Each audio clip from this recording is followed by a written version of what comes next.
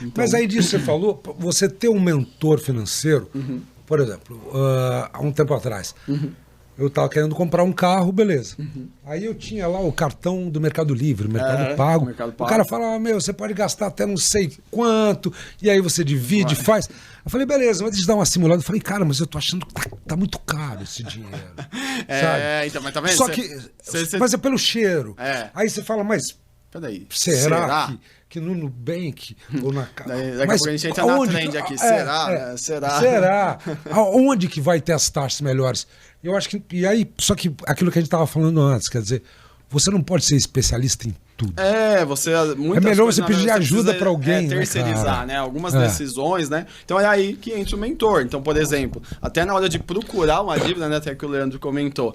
Então, vai primeiro, lógico, você entender, né, essa base que é ter o orçamento, mas também entender sobre, às vezes, as taxas, né? Então, o que é uma boa taxa de juros hoje, né? Então, eu quero um objetivo, eu tenho uma margem para poder pôr isso no meu orçamento do mês a mês, mas qual taxa é boa, né? Onde buscar essas taxas? Então, hoje, isso também faz parte de uma mentoria do planejamento financeiro. Você saber buscar também melhores condições para viabilizar aquele projeto. Não obrigatoriamente quem procura um mentor, quer dizer que o cara tá fudido. Não. Assim, quando o cara tá bem com grana, ele fala, mas eu acho que eu posso me sair melhor. Né? Exatamente. Qual que é o próximo passo? Né? O que eu posso fazer para evoluir? Né? Isso.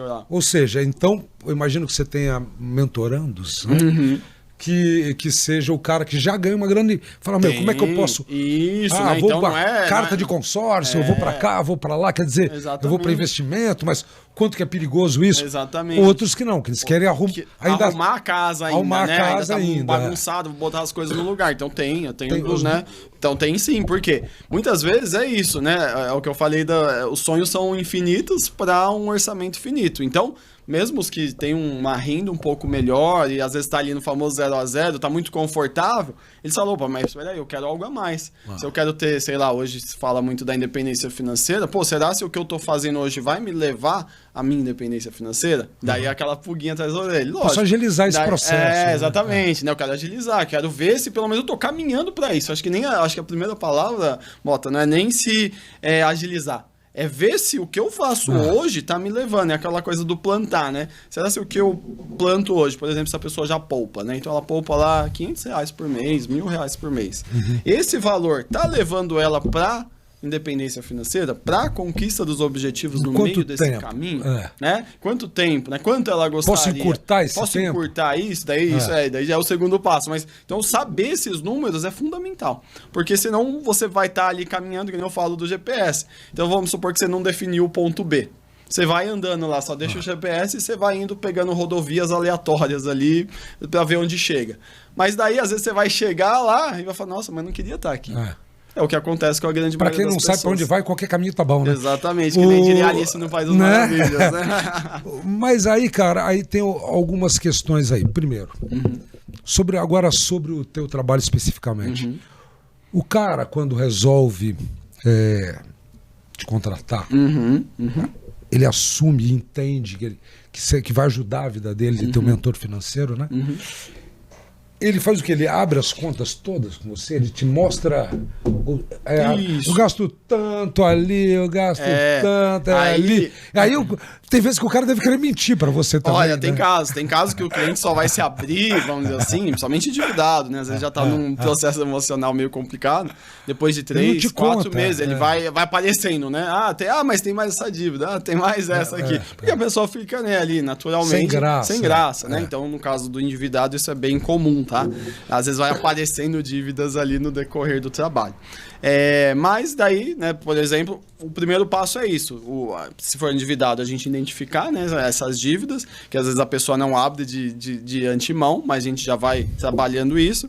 E lógico, a ideia hoje a gente usa uma ferramenta que serve para fazer todo esse processo do planejamento. E essa ferramenta, ela traz, a gente vai desde o básico, né, que seria ali uma parte de mapeamento das dívidas e tudo mais, e esse levantamento do orçamento, né? Então a gente consegue fazer hoje de uma forma automatizada. Tem uma tecnologia chamada Open Finance, não sei se você já ouviu falar. Open Finance. O Open Bank é mais famoso, que os bancos trocam informações entre eles. Que você pode compartilhar, por exemplo, com o banco A, com o banco B, e ele pode te liberar um crédito. É mais para te vender algum produto, aumenta, né? O score, o seu score, né? Então é mais para te empurrar algum produto, enfim, né? Não vou. Mas na verdade ele usa aqui. isso para ter segurança de como é que você tá a tua saúde financeira. Isso, né? Exatamente. No fim das contas, é para ele ter mais segurança e poder te oferecer, às vezes, um crédito, enfim, né? Que nem sempre é ruim, que nem a gente até citou ali agora há pouco. Enfim, mas a gente usa o Open Finance, que a gente faz isso de uma forma automatizada. Mas antes de falar dele, só vou dar um passo para trás rapidamente. Vai lá. Quem tá assistindo aqui agora, se você hoje tá meio bagunçado, não sabe muito bem como que tá as finanças, o que eu recomendo? Pega em 3 passos, tá? Vou dar 3 passos para você já poder começar a fazer essa parte do orçamento, né? Quem quiser anotar aí, já pega o caderninho. Primeiro passo é a gente pegar um histórico de 3 meses. Pega a fatura do cartão, pega o extrato do banco de 3 meses, dos últimos 3 meses. Pega essas informações. Depois, você vai começar a somar separado por categoria. O que é categoria? Por exemplo, gastos com o mercado, gastos com lazer, gastos com casa, né? Então você vai separar por categorias ali principais, né, que a gente tem ali no dia a dia, e você vai pegar. Então, por exemplo, você vai pegar a fatura, isso aqui foi mercado, vai lá e põe lá. Isso aqui foi lazer, vai lá e põe lá. Vai lá e põe lá. E você vai fazendo esse levantamento. Então, isso é basicamente o segundo passo já. O segundo passo é você somar esses valores separado por categoria e depois você divide por 3. Por que 3? Porque a gente pegou um histórico de 3 meses. Ok. Então você vai chegar numa média, né, desses 3 meses. Então vamos supor então não separa os 3 meses, soma tudo direto. Tudo num primeiro momento, né? E depois, no segundo momento, que daí seria o segundo passo, a gente divide isso por 3, né? Que isso vai te dar uma média de gastos por categoria. Então, eu gasto em média de mercado R$1.000. Um exemplo. Eu gasto em média com lazer R$500. Eu gasto em média com carro, com transporte, a parte de combustível, R$500, por exemplo. E aí, é onde dá, eu gasto em média com lazer, com stream, tô gastando 200 por mês, 300, né? E aí você vai ter o segundo passo, você vai ter uma clareza para onde, como que tá o seu orçamento. E o terceiro passo, que eu acho que é o mais importante, né, depois que você fez tudo isso, é você criar o quê? Alguns tetos de gasto. A gente fala que é uma meta, mas eu gosto de chamar de teto de gastos. Por quê? Por exemplo, você identificou que gasta com o stream R$200. Você fala, poxa, mas isso aí não tá legal. Eu fiz aquela continha de objetivos, né? Daí lembrando que eu falei lá no início, e eu preciso guardar R$100 por mês. Poxa, então eu vou pegar e vou pôr um teto. Então, com o stream, eu vou gastar no máximo R$100. E daí você pode ir lá, já fazer alguns movimentos, às vezes cancelar ou trocar de stream e tudo mais, por exemplo. E daí, durante o mês, que ainda está dentro do terceiro passo, é você acompanhar, porque o stream você vai lá, cancela, já resolve. Certo. Mas vamos supor que você pôs uma meta de gasto com um restaurante. Você está falando de mercado, por exemplo. Mercado, você vai lá, você vai no mercado lá, custa X. Isso. Só que você começa a ir no mercadinho para comprar as coisas que é 2X. Compra meio picadinho, né? Alguma coisa assim. Então você acompanhar isso durante o mês. Então esse é o pulo do gato. Mercado, quando a gente fala o mercado, o grosso do mercado, arroz, feijão, isso são gastos mais obrigatórios, eu nem falo dele exatamente. Às vezes esse aí já não tem muito o que fazer. Aí a gente entra numa categoria que a gente chama de restaurante, mas entra delivery, iFood, pizza, aquelas guloseimas. Então essa aí geralmente que a gente fala que é uma das despesas não obrigatórias das categorias, você identificar quando você está gastando em média, então eu gasto 500. Pô, mas tá muito, eu não posso, pela minha renda eu não posso, eu gasto 1.000, gasto 1.500, lógico, cada um na sua realidade. E aí você define esse teto de gastos. E daí durante o mês você acompanhar, né? Então você pode usar ali uma planilha, um caderninho, para você poder ir somando e falar, já gastei esse mês com isso, 200, 300. Opa, então minha meta era 400, então eu vou segurar um pouquinho. Então, são aquelas coisas que às vezes você pode dar aquela segurada no decorrer do mês. Mas por que isso tem que ser acompanhado durante o mês e não depois que chega a fatura? Porque senão já foi.